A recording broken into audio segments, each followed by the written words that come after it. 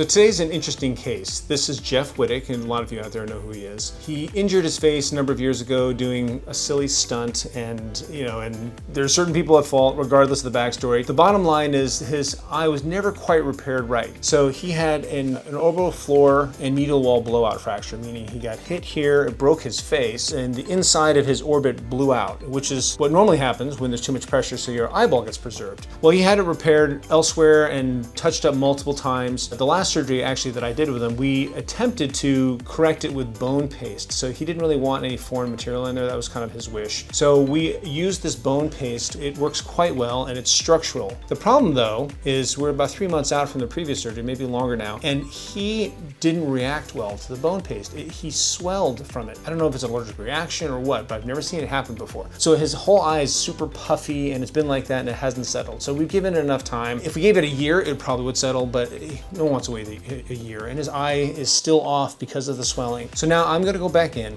We're gonna scrape all that bone paste out, which shouldn't be a problem because it takes a while to truly turn into bone and integrate. And we're gonna put in a 3D printed MedPore, essentially floor and medial wall. So how we did this is we took his old CT scans, we sent it in, and it shows like all the injury on this side, but the more important thing is it shows the normal anatomy on his right side. So they took the normal anatomy and they did a mirror image of it, so it's exactly opposite, and they made me a 3D printed replacement floor and wall. I'm gonna take out the bone paste, we're gonna slide this in, we're gonna put in a couple little screws just to hold it in place, and then it should heal, the swelling will go down, which will also take a little time because we're adding swelling by creating injury, and he already has all the swelling from the stuff. But once the stuff's out, the swelling will come down and everything should settle to be as symmetrical as we possibly can, because the bony structure or the actual structure holding his eye in place and the cone, like it's an ice cream cone back there, the size will be the same. So his eye should be